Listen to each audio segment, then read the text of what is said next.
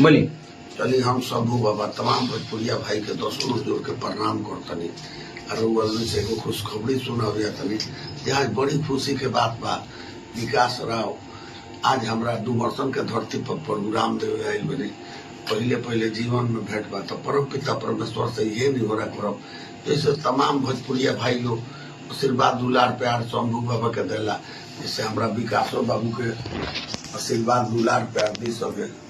विशेष रउआ में सका कोई रउआ हमने के गर्जियन नहीं, माई बाप है, हर हर महादेव जय श्री राधे राधे।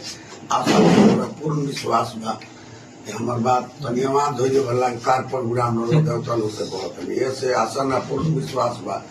जैसे सब कलाकार के आशीर्वाद मिलेला, हमरा विकासो बाबू का आशीर्वाद मिली।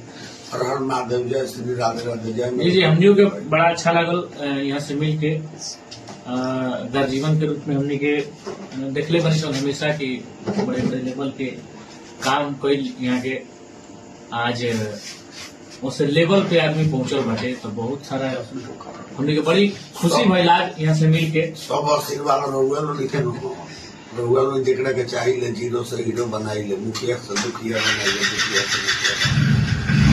चलिए आप सब प्यार अपन बनैले रहेंगे। देखिए सब लाइव कनेक्शन